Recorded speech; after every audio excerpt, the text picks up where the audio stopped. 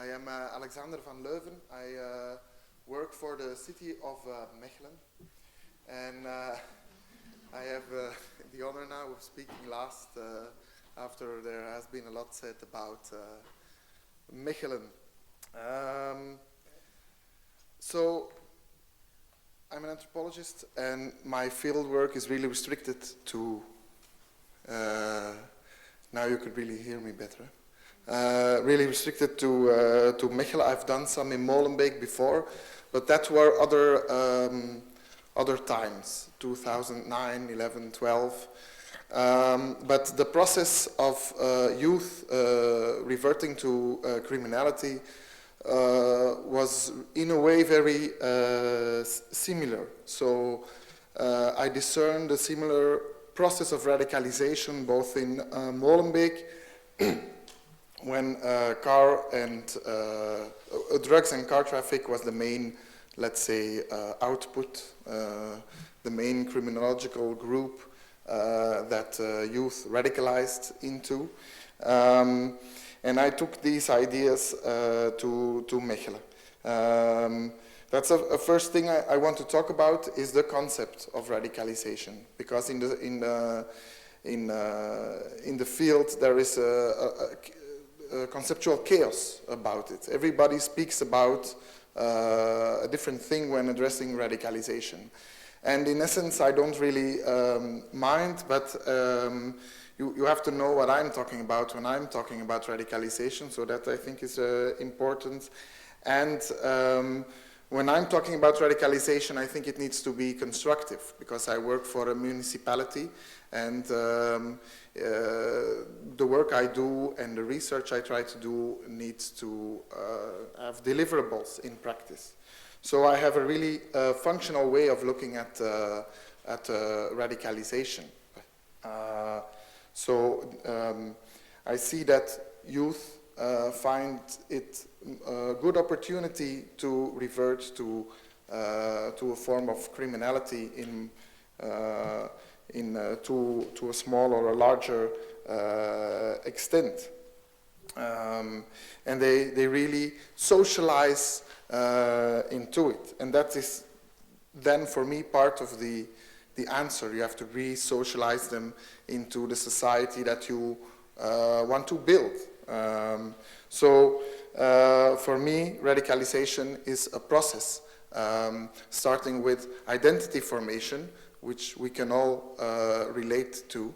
And in that identity formation, you develop frustrations. For example, your parents tell you that there should be peace on earth. And then you grow up and you realize that there isn't really peace on earth. So you go back to your parents and you say, that it wasn't true, or you're lying, there is no peace, what's this about, what are we doing, what are we thinking? But our society is built in this way that your parents will help you with this, they will guide you with this, they will tell you peace is a goal, peace is something we've been working on for a very long time, especially in Belgium. After World War II, we didn't want this war ever again. So we started building a welfare society in which we would all have a good place.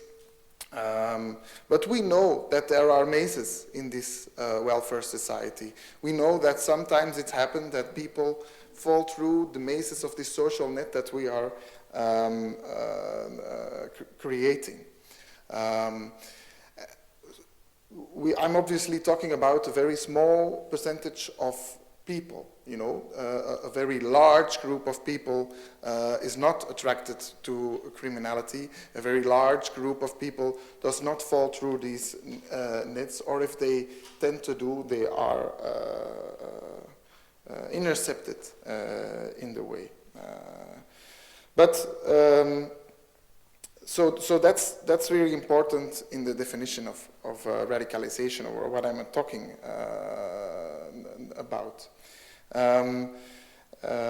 So this is what I think a really useful definition of radicalization, and it shows that this is a very functional choice. If there are no parents for you to tell you why you should still strive for peace, if there is no school for you that tell you how we do this and how in history we built up what we have built up, if there is no youth work for you to help you address maybe the young man syndrome you have in addressing frustrations about peace and contributing to solidarity projects, then it becomes logical to revert to an alternative institution that is outside our society and that we consider criminal. So what we try to do is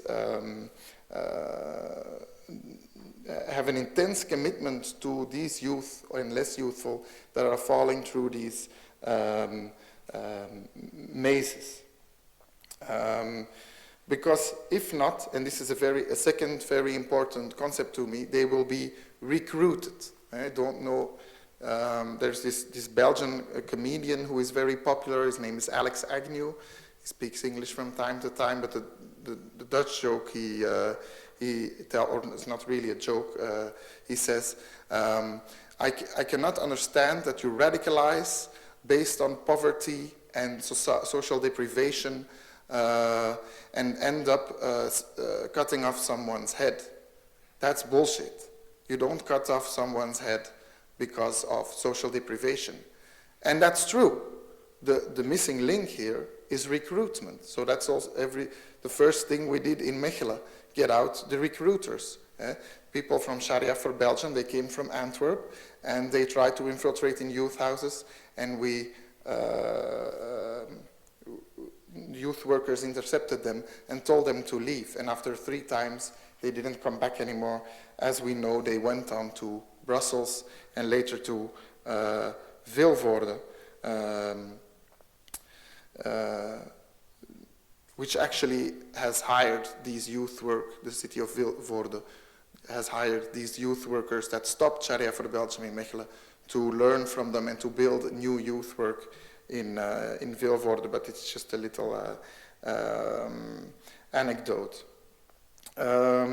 So yeah, I wanted to, this process of radicalization has a lot to do with mafia, but that is already clear. I guess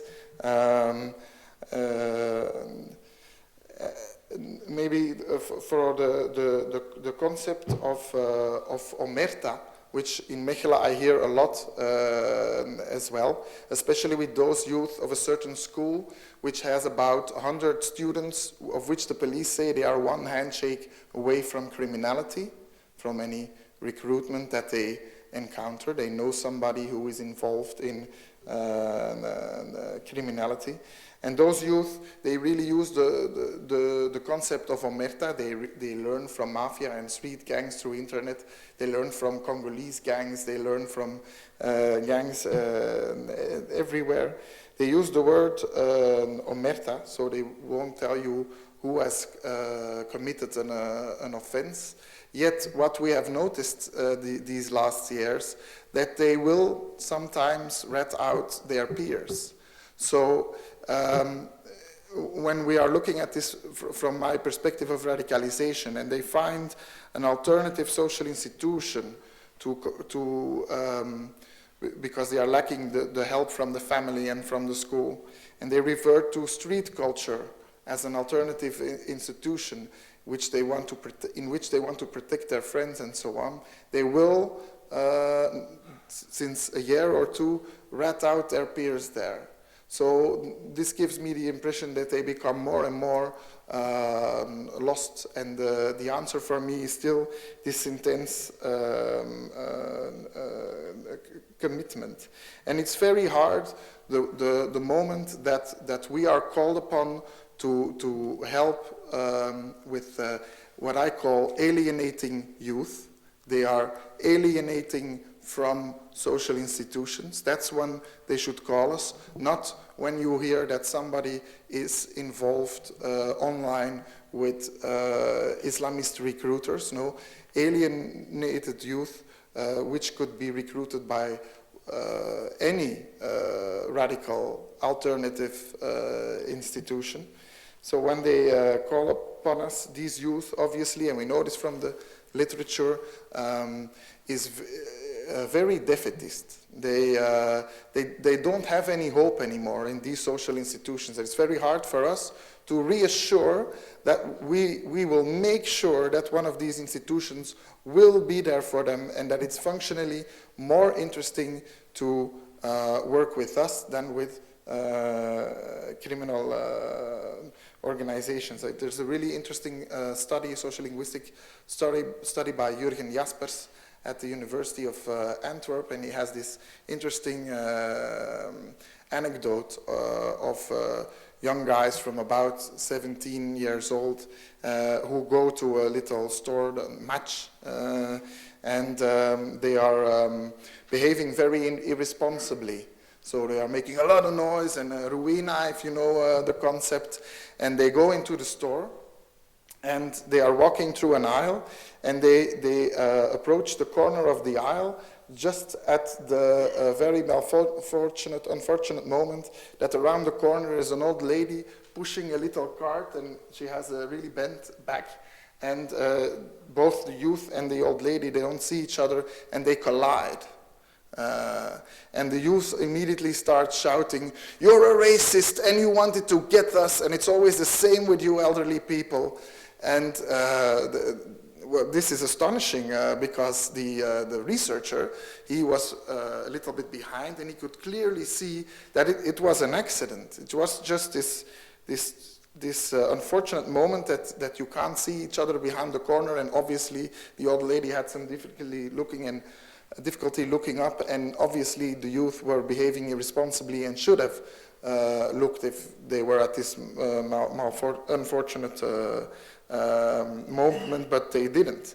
And he analyzed, Jürgen Jaspers, that it's a kind of defeatism. So if the youth would have thought, this is an accident, it's no problem, we will apologize, and she will apologize.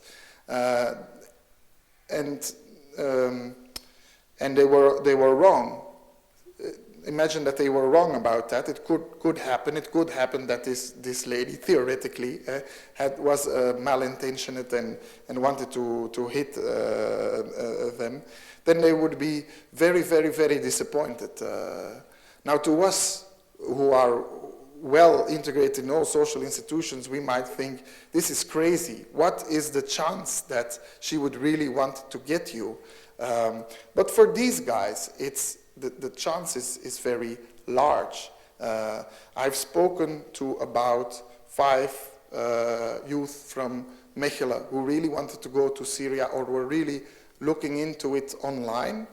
And they all have their different stories. But the red thread through it all, what comes is the experience of discrimination. And then but they were all doing well in school. So you know there's no social deprivation. They're all doing well in school. What's this about discrimination? So I asked them this question, and they said, well, if I am doing well in school, in high school, taking Latin and science, and I have to prove myself every year again, 6 times, then I am very defeatist about how people want to interact with me. Some of them were in higher education, studying chemistry, off for good careers, earning a lot of money in the future. But then people would joke about them studying it to make bombs, time and again. Imagine that we Belgians would always be confronted with the joke that which the punchline is that we are pedophiles because of Dutroux. It wouldn't be funny the first time, and it would certainly anger us the third and the fourth and the fifth time. So this is the situation that these youth describe. I'm not in favor of saying, look at it from a discrimination point of view, this is your answer. I'm certainly not in favor of that, because then you're going to lose all sort of other problems that you're not addressing, and then we will be disappointed in the end. So I really like that Professor Bovenkerk mentioned it as a factor that interacts with these bad experiences with social institutions. That starts obviously with the family. If your parents don't understand what your problems are, if your father is not there because he's ashamed of not having a job, this is, of course, more the case in Molenbeek than in Mechelen, but I'm not talking about hundreds of youth in this situation. We are really talking about a small group of people that alienate to the extent that we have to do so-called de-radicalization. So we have to enforce the belief in our social institutions through an intense commitment. In Mechelen, we would call it the moon extinguisher mentality, the manenblusser mentaliteit. Because there's this legend that Mechelen a few hundred years ago was confronted with a burning cathedral, and everybody rushed out to extinguish the fire, and then they noticed that it was just the setting sun having a red glare through the mist, and there was no fire at all, so everybody laughed. But of course the legend mentions 50 years later that there was actually a fire and they were still there. But this mentality we also see in the Belgo-Moroccan community, which is albeit 14% of the population, it still is the largest community of Belgian-Moroccan immigrants in percentages. I mean, with respect to our total population. So, and research of Merem Kanmas, political sciences, has shown that usually Belgo-Turkan communities are very, they have a large moon extinguisher mentality. They are really tight and they support each other. And usually Belgo-Moroccan communities are not very tight. They are very disparate, and that's uniquely different in Mechelen. Why that is, I cannot tell you as yet, but we really notice this, and this helps when you need intense commitment. This problem of discrimination as a factor, and this defeatism also makes it so that a lot of the cases that are reverted to us have become a cry for help. So people know that if they shout IS, that they will have help from us, even if it was a lie, even if the supposed affection for IS was just a cry for help. Of course we will help them. We will not say, oh, this is not radicalization, go away. We will always try, of course, to use the regular institutions. We're not trying to build new institutions, and we are trying to reinforce them. With respect to the police, I concur that it is important that there is more multiculturalism among the police. I was lucky to visit Minnesota in the US, where a lot of Somali migrants are, and a lot of them left to fight in Africa. And the community started working at this problem amongst themselves, and the police did not have any access to the community, to the field, to information. And then they started recruiting a lot of Somalis, and now they have better interaction with the community, and they can help where they are needed, because obviously not every case of radicalization is a problem for police. I think I understood, Professor, that ethnic profiling is a structural problem, and it doesn't really you don't get rid of it by punishing the individuals that do it. But you know, I work in a service with a lot of criminologists, and they have convinced me, because Mechelen is full of cameras and gasboetes, that it's very important to have a discouraging effect. So maybe that's a question I have, that you should maybe be reactive in this sense as well, and then of course have a lot of proactive work also. One more thing regarding police, if I can find it in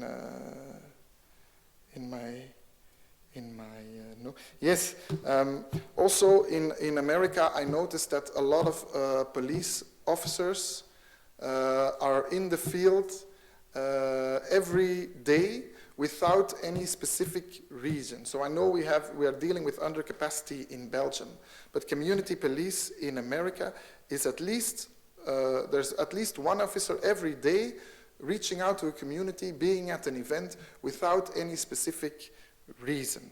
So that's for me is a very strong form of community policing that we don't have. And then you speak, Professor, about social control, and I think you refer to the BIN networks, the neighborhood information networks. They're everywhere in Flanders. So these are neighbors who cooperate to signal each other when there is suspicious movement in the neighborhood.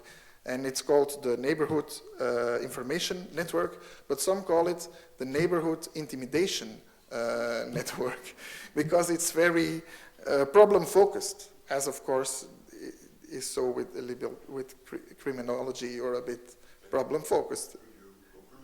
Yes, I'm sorry. I'm very excited. So I wonder how that contributes to social cohesion, which is our aim. Thank you.